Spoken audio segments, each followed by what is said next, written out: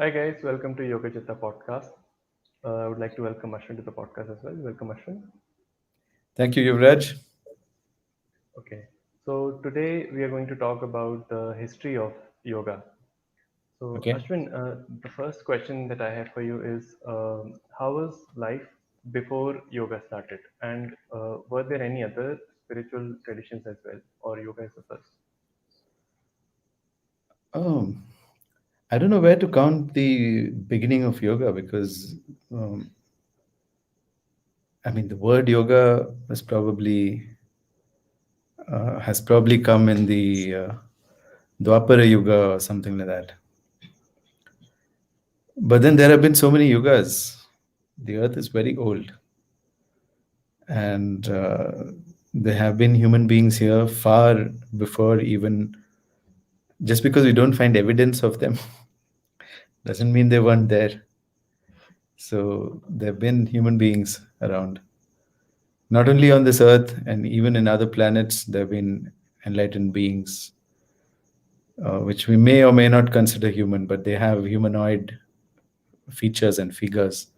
Okay, so yoga is very, very old, very ancient. How old is yoga? Nobody knows. At least we don't know. Maybe somebody knows. When did people get together and start to understand that the mind is something that requires discipline just as the body? So when they realized that, they created some practices. All those practices are yoga, even if the word yoga came later.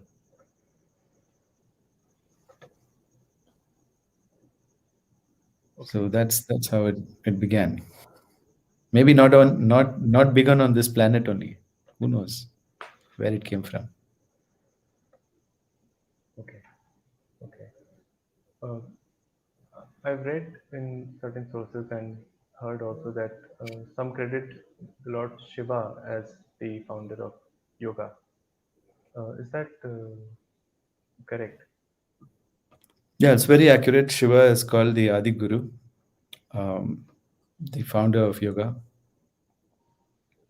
and the first guru, the guru of all gurus, is our creator, Shiva, the one who from whom the formless one from whom all the forms emerged.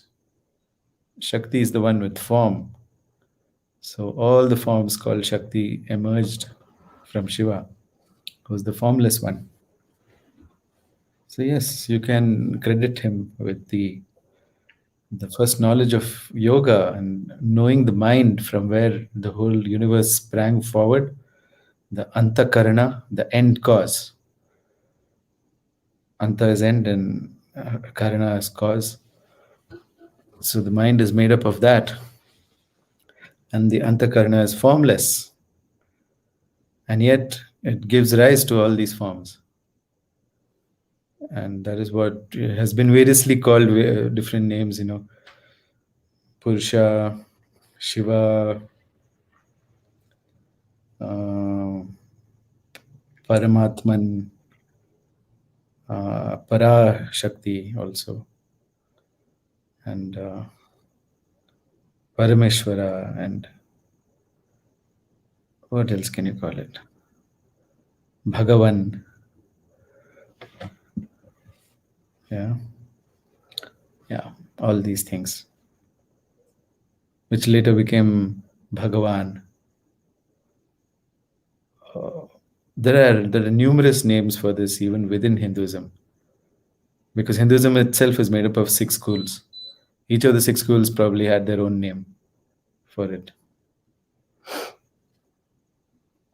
Okay, okay. Who were the major teachers of yoga and why are they so famous? So there are many, many schools of yoga, uh, and many of them are mortal schools. After the founder dies, then the school is dead, or it gets usurped by someone else, and they make their own brand of it. And you've seen this happen even in your own lifetime. Like it happened with Muktananda, who taught Nityananda, who's now made his own country called Kailash and has announced himself as the incarnation of Lord Shiva. And then you had Mahesh Yogi, who taught Sadhguru, who's now made his own brand called Isha. And similarly, I think Mahesh Yogi taught Sri Sri Ravi Shankar also, and he's made his own brand. So these are all yoga schools, okay? And there are so many. Yogi Bhajan made his own yoga school, and Patabi Joyce in the south made his own yoga school after learning from Krishnamacharya, and so on and so forth. And some people have brought disgrace to yoga by all sorts of sexual rackets. And Baba Ramdev's teacher taught him yoga, and I don't even know his teacher's name. Ramakrishna Paramahamsa's teacher, Totapuri, taught him, and then he made his own brand. Vivekananda made his own brand. Mahathir Babaji, my teacher, he taught so many people, all went and made their own brand, something yoga. Okay. So there's the mortal yoga, right? He taught Lahari Mahasya, then he called it Kriya Yoga, and then he taught that to Yukteswar Giri. Yukteswar Giri taught it to Yogananda, and Yogananda took it to the West. And that is running its own course, become the self-realization fellowship. It's no longer yoga, right? And then you have self-illuminated masters like Osho, who just illuminated themselves without any teacher. And even Sadhguru claims that he's illuminated by himself. So these are all valid parts of yoga. They're not. I can't say that they're not yoga. Okay. And then in the West, you have uh, so many people coming up and then owning yoga, making it their own. Like you have dog yoga, you got beer yoga. So yoga is amazingly flexible. It can be anything. Okay. You can. I recently wrote a status update, and people thought I'm being sarcastic, but I was actually being pleased that you can add yoga to anything, and it becomes a word. It's a suffix that you can put to anything, right? Yoga of management, yoga of yoga of relationships, yoga of skiing, yoga of surfing.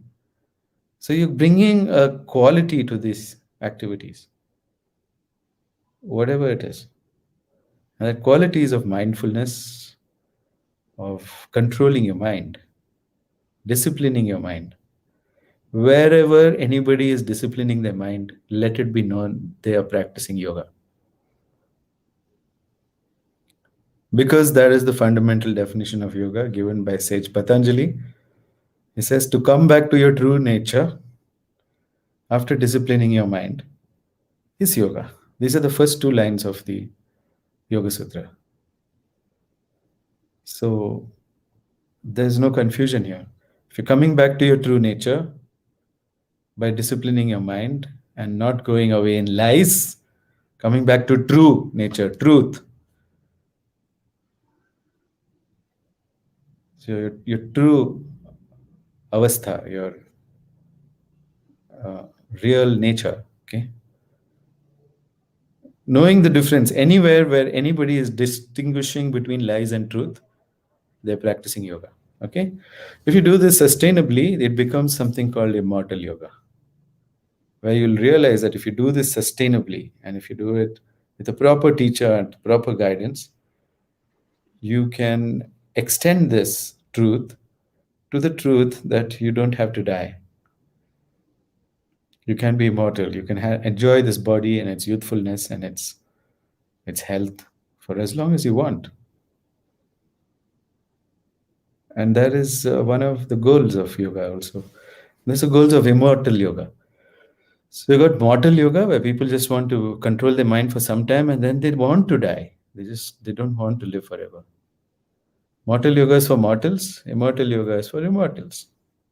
These are the only two different schools of yoga. So Shankarnath, who's one of the pioneers of our Akhada, I mean, the founder of our Akhada, Trilok Akhada, where all the six immortal yoga schools are taught.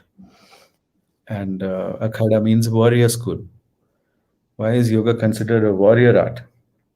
Because you go to war with lies, and then you you conquer all the lies with truth. That requires nothing less than the skill of a warrior. Okay, and that's why it's an akhada. So we train in warrior arts as well, and only only warriors are recruited for the akhada. Otherwise, you can take a small piece of the warrior yoga, of the immortal yoga, and you can start your own mortal yoga school.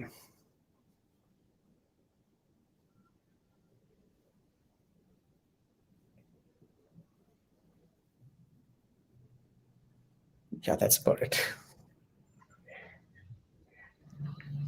Okay. Uh, how old is Trilokinath? Trilokakada is approximately 17,000 years old. It's probably the oldest continuous school of anything that exists right now. So oldest Guru Shishya Parampara of anything that exists right now in this Kali Yuga. Okay. Yeah. But there are schools which have are older than Trilokakada. Trilokakada is one of the young schools at 17,000 years. It was founded by Shankarnath. And he named it after his teacher, Trilokinath. And the word yoga probably came from Shankarnath, which has a Sanskrit root somewhere. um, One of the meanings of yoga is to be worthy. So it means to stop lying and be say the truth, to evaluate yourself properly without lies, and then and keep improving yourself. Self improvement. Self improvement is the goal of yoga. Self enhancement.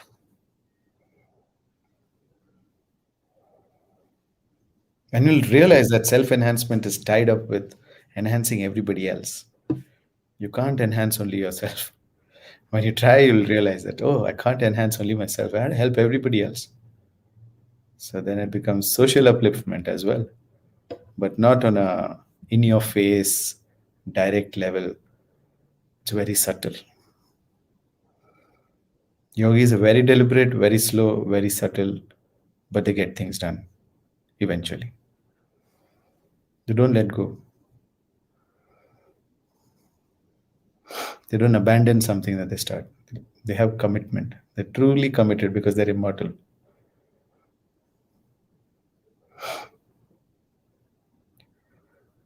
As Baba once, what is death? And he said it's lack of commitment. Sheer irresponsibility, lack of commitment.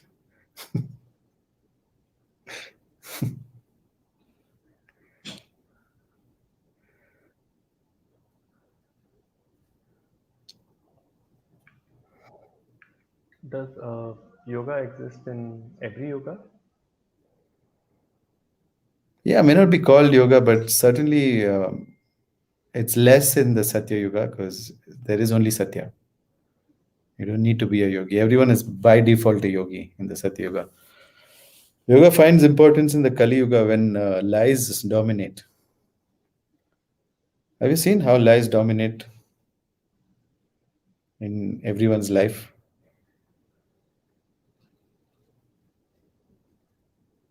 So that is Kali Yuga. That's how you know you can sense the Yuga by the amount of lies. So even from the Dwapara Yuga, Treta Yuga, it starts coming. You know, you need it.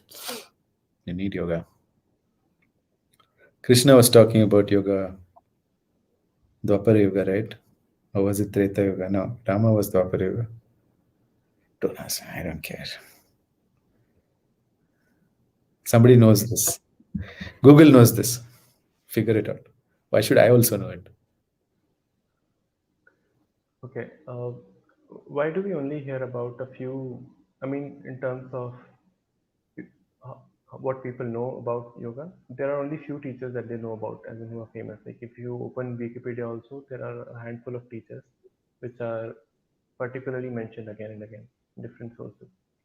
So why is that? Did they have some special contributions, or is there any other reason? I think they had students who wrote Wikipedia pages and good PR to get articles up and make sure. Back then, when Wikipedia was not so strict and anybody could write a Wikipedia page without proper references, a lot of things got written. Now you know how hard it is to write a Wikipedia page and have it approved and not taken down and not have your account cancelled. So now Wikipedia is also happy. They're like, hey, we don't need any extra stuff here. We are already good. But there's lots not written about in Wikipedia, right? That's what tends to happen with information. In a system like the internet, you cannot expect the good information to be easily available. And if you're basing your conclusions about anything from what you read on the internet rather than your own experience, then you are bound to fall into falsehoods. But you should go and experience for yourself what yoga really is. And the real teachers are not featured only on Wikipedia. I mean, Mahathir Babaji has a page, but it's a cartoon page. There's nothing really written about him properly. And if I want to edit that page, I have to give articles as evidence. If I say I lived with him for 2 years, that's not enough. So what can I do about a system? Yeah, it's a system with a lot of holes in it. It's not possible. It's a good attempt, okay? But the problem with Wikipedia is makes ignorant people feel knowledgeable.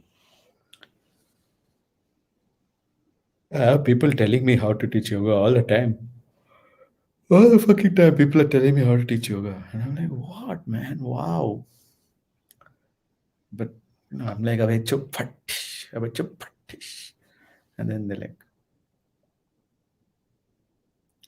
will not tell him again. It wasn't a pleasant experience.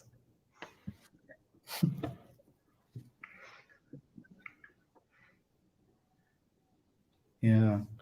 If Babaji comes, they'll tell him also how to teach yoga. Because he doesn't look like Sher.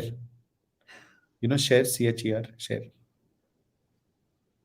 They The made singer? they made Baba into Sher, man. I don't know, I shared it somewhere. Let me see if I have it.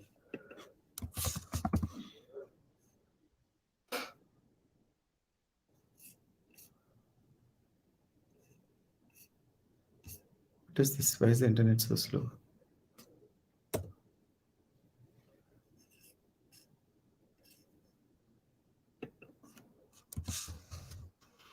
You know the singer Cher, right?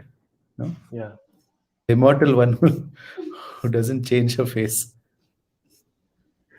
So they've started drawing Mahathir Babaji to look like her. I was quite amazed. And I had shared it on my WhatsApp. I can't find it now.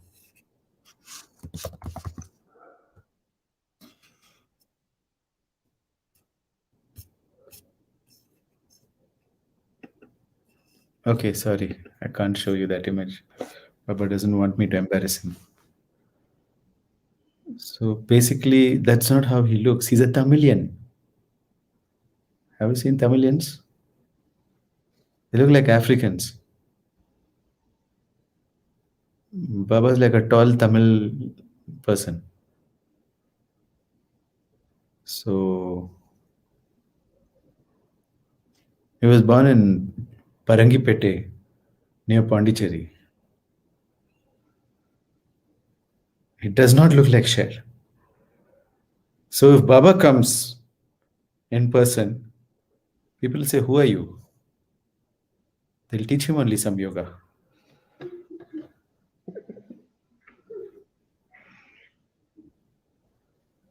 Come on, Baba, let me show them share. Why are you not letting me show?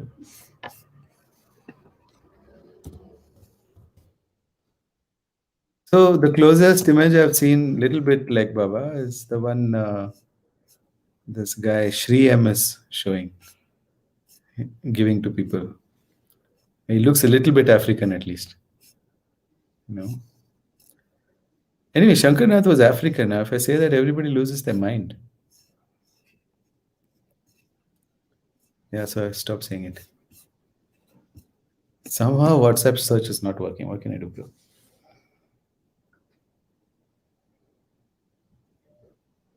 I made an image of share with Baba, and it's striking. The similarities are striking. Can you pass me my mobile phone? Is it there somewhere? No, the other one, the white one. No. See, he's hidden my phone also. Come on, Baba, be a sport. Lift this. He's not letting me find my phone. He's not letting me show. Oh, here. Okay, yeah. Okay, let's check. Da, da, da, da, da, da, da, da, da, da.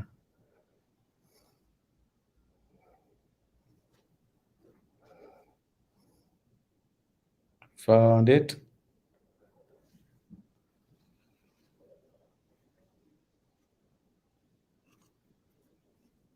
See this? See the similarity? Look like sisters. This is what has become of Mahavatar Baba. How does he look like a Tamilian? They made him into Jesus or something. Anyway, so that's how the history of yoga gets distorted, right? Yeah, Kunal remembers the video where Gandhi attends a yoga class. But Gandhi himself didn't know any yoga. He said, I am a karma yogi. See, anybody is a yogi who controls their mind, right? Did Gandhi control his mind? Of course. He worked on it. Okay. So that's where yoga is right now. So if you come at it from a Western historical perspective, you forget that yogis live in many dimensions, and time is not linear for yogis. So they can move between, and they can straddle time in the physical body. They can move between time. So without time, what is history, man? Isn't history the chronology of how things happened? So the history of yoga phrase itself doesn't make sense. Because yoga, an accomplished yogi can straddle across time, go anywhere. He can go stand on a dinosaur and meditate if he wants or she wants.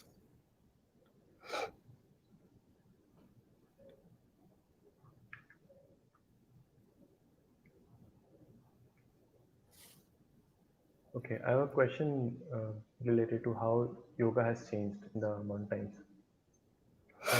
The question is, why are most traditional schools of yoga so disconnected from everyday life?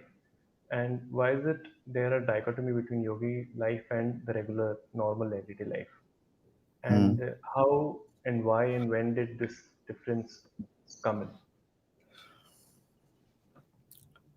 Yeah, this difference certainly exists. It's asceticism, which is being sold as yoga.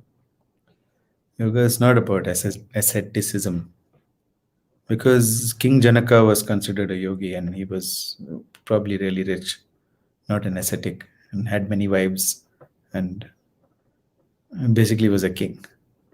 So anybody can be a yogi.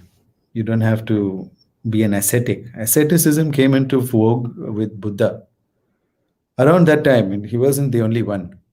There are all sorts of people running around and becoming ascetics, and there was this whole Mimamsa idea of vanaprastha as well, where after Bimbisara and other people. This is actually a Buddhist idea. I feel that Mimamsa is a Buddhist book. It's not a Hindu book, but still, I mean, no, philosophy. It's not a book. It's not one book. People made these ashramas like brahmacharya, where you're supposed to be a student and learn, grihastha, and then something else I forgot, and then finally vanaprastha, run to the jungle at age of 75. But then people started doing that earlier and earlier because they realized jungle mein mangal. You don't have any responsibilities. You can go there and just chill out, find your plants, do your drugs, and chill out. So there were a lot of ascetics, so-called ascetics, living out there, who rejected everything, who didn't have any success socially, basically social failures. They didn't have success. They couldn't attract a mate. So they went and created a society outside of society, which is the ascetic society. Then later, the ascetic society gained power when Buddha, a prince, came and joined into it. So he had access to all the royal kings, and you know they would grant him an audience. So once he felt that he had realized something, that he had become enlightened, and he had some episode with Mara, then he came, said, "I have conquered it." And then he kept learning. I give Buddha credit that he kept changing his mind. By the time he was 80, he was teaching another form of Buddhism, which is called Mahayana, where he said asceticism is waste of time, don't do it. But the Theravada Buddhists, they said, no, no, no, no, we're not following Buddha anymore. We're following Buddhist teachings. Buddha's lost it. And so they were following Buddhist teachings. So the initial Buddhist teachings were of asceticism and separation and basically basically being a snob about everybody living a material life. And that's what has continued even now. A lot of monks sitting and shaving their hair. Yogi never shaves his hair, man. Yogi never cuts his hair, wants his hair. Because hair is like an antenna. It has memories and it has rare nutrients for the brain. Okay. That's what people don't understand. And if your hair's turned white, then it's taken up all those nutrients and it's turning white. So a lot of my body's used up some of those emergency catalyzing minerals which are there in the brain, and we don't want to lose them. Science is yet to discover all this. But here a yogi is shaving the head, man. I'm taking sannyas and they're shaving the head like Buddhists. What? Do you see Shankarnath bald? Gorak, Gorakshnath came bald or what? Which yogi have you seen bald? Nobody. People are busy shaving their head. So clearly a big Buddhist influence has happened. And Theravada Buddhist influence. If they had at least taken the Mahayana influence, then they would have improved. And there is a yoga within Mahayana called Vajra Yoga, which is based on the Bon religion mixed with Buddhism, and they made it their own. And Indian Tantrism mixed with it. So it became Vajra Yoga, which is a school of immortality. One of the schools in which I was trained, one of the 6 schools in which I was trained.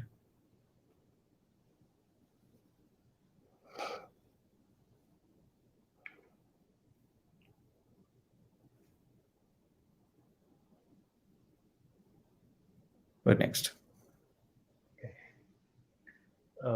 Why is Shankarnath called the first teacher? Shankarnath is not called the first. Shiva is called Adi Guru. Shankarnath was a human being. Shiva is a formless consciousness. from which all of the energy and matter of the universe emerged, is Antakarana, the end cause, the first cause, the root cause of everything. So because he's the root cause, he's called the first teacher, Adi Guru. Don't be confused.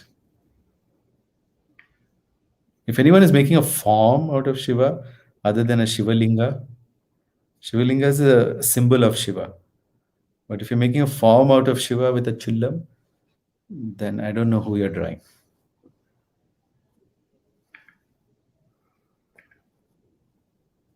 Okay. Uh,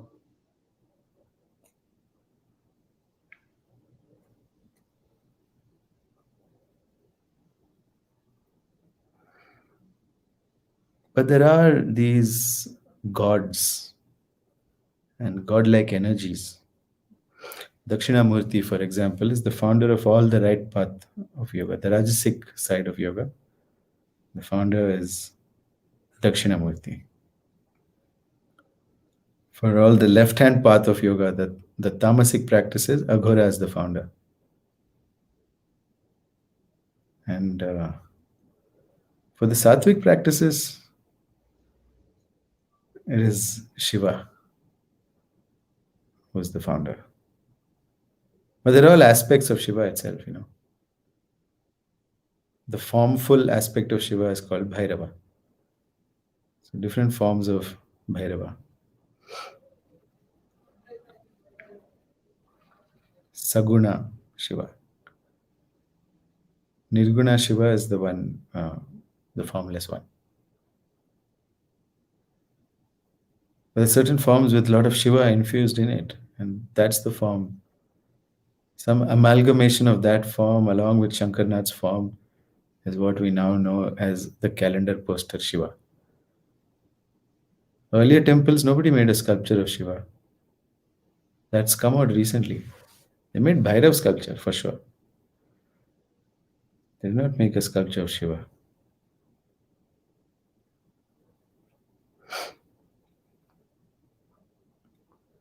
Then the definitions and forms came first in the textbooks, then they came to the temples. But if you go to really old temples, there's no form of Shiva. Shiva is formless, his linga is there. Linga means symbol.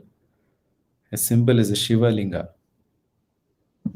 It's a phallus enveloped in a valva.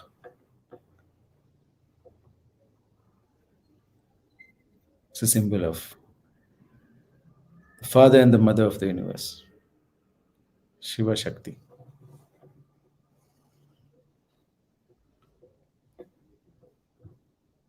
uh, did beings from other planets come and teach yoga to humans? Yeah, yeah. Not did, they still do. A lot of teachings come from other planets, okay? For example, this spirit called Abraham is from another planet, and it's very famous in the manifestation world. And then there are other spirits as well. So many spirits channeling through human beings and teaching. Some of them are teaching directly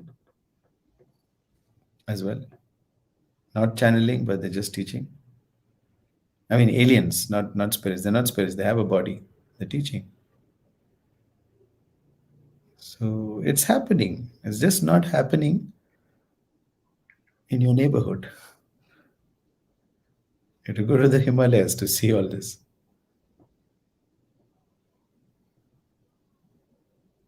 Yeah.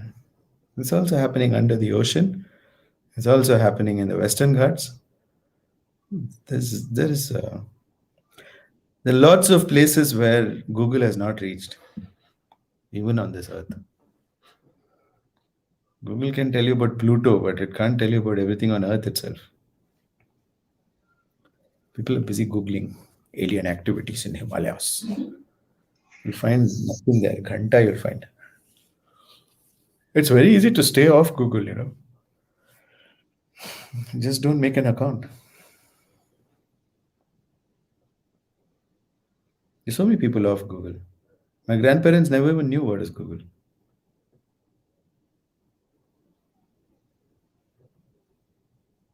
How did knowledge spread before that? Before Google, before writing, before any printing press? How did we exchange knowledge?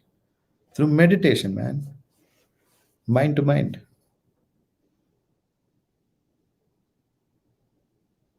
All these things need to be written down when you can't directly download it.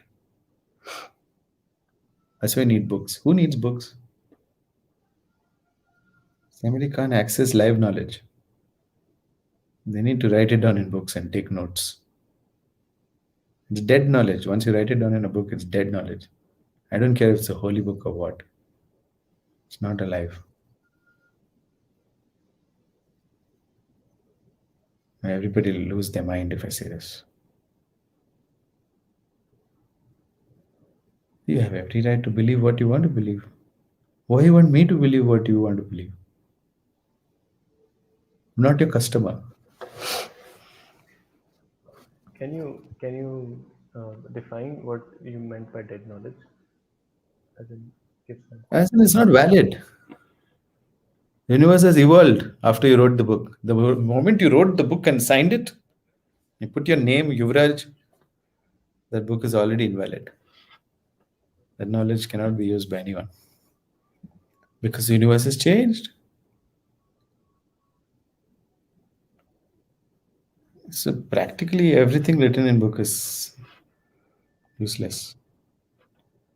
Information updates so fast that I don't know why people write books anymore. Now you have workshops where people are telling you books need to be written. Author means authority. If you want to build authority, you should have a book. There are so many useless authors, and they don't have any authority. If you want authority, you have to have knowledge, not write a book. I have authority, man. I'm Parampara Adhikari of Trilok Akhada. I didn't write any book. It's a marketing tool now. Book is just a marketing tool. That's it. There's no other value to it. I mean, there wasn't ever. It was just a marketing tool from the beginning.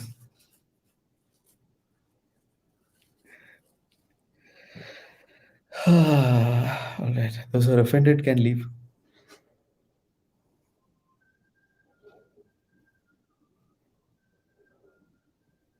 Uh, what role did yoga play in the evolution of human beings? What role did yoga play in the evolution of humans? Nothing. Yoga has nothing to do with evolution. Evolution is happening based on the environment. It's our responses to the environment that we evolve. Yoga is about managing the mind. So, does managing the mind lead to a change in environment? Not really. It's an internal environment that changes. So, maybe yoga slowed down evolution. It allowed you to have a stable internal environment no matter what's happening externally. So, yeah.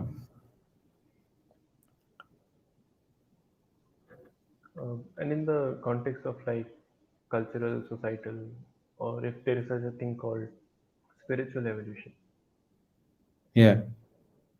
um, how did yoga help there? See, we're all as old as each other. We don't realize this. Our consciousness is just as old as each other. Bodies are also just as old as each other because they're made of atoms that sprung up in the beginning of the universe. Okay? So, there's nothing to evolve. There is no spiritual evolution. If you want to evolve, you have to evolve your body. I mean, what is evolve, man? And why don't we focus on improve? Evolution depends on the environment. Why don't you improve your body? Cultivate your body. You can cultivate your body. That you can do. Do it. If you cultivate your body and you change your body a little bit also, your entire reality will change. Why do you think my body undergoes so much changes, one after the other? It always starts with some pain. Something will be paining, and then my body will evolve into something else. Just like that. So evolution is not always a good thing, yeah. You can get dumbed down by evolution as well. You may have another word for it called involution, but it's basically the same process. You can't control evolution. It's a response of your cell. But growth is of the body. Your spirit doesn't grow. It's already a spirit. There's nothing to grow. Our spirits are same age. Everyone's. But bodies are different. So people are so attached to their body, they think that by changing the body, they are evolving. No, you're not evolving. You're same, man. The body is getting better and better. Or worse and worse. Both are happening. So let's talk about it as growth and decay. It's not evolution. Growth and decay of the body is possible. Shashank wants to know, did yoga have a role in playing in shaping civilizations? And unfortunately, no. Yoga has nothing to do with civilization or the lack of civilization, and these things come and go, and civilizations rise and fall. But it's all about managing the mind. So, did it happen with a still mind? The mantra in yoga, the most important mantra, shit happens, immediately move on. I'm not kidding you. This is the most important mantra. Om Malam Gataha Akalikam Prachalati. You have to repeat it 200 times every day. Wake up and repeat this mantra. Chant it on your Rudrakshmala 200 times every day. No, 108 times. And really feel the meaning of it.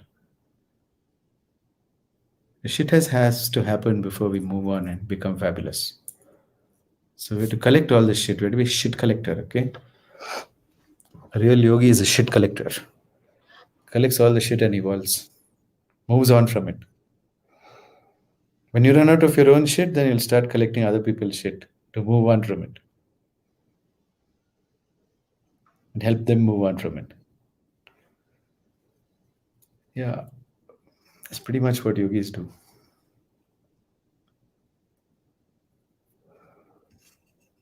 Okay. Uh, I've run out of my questions. So if the audience has any questions, you can ask.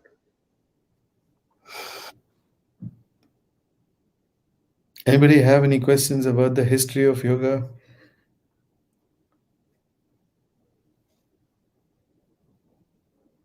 Okay, I'm glad I could clarify about this history. So, maybe you can get more clarity about what yoga is really for and where it's headed and what it's doing. Maybe you can get all that clarity, yeah? All right. Let's call it a day then. Yeah, I think there are no questions. And there are no questions from the audience as well. Okay. Okay. Thank you, Ashwin. Thank you for your time. Yeah, thank you, Yuvraj, and thank you everyone who joined us and stayed till the end to watch all of this. If you found any value, please hit share it and subscribe to our channel. And yeah, anything else? Yeah, that's it. Thank you very much.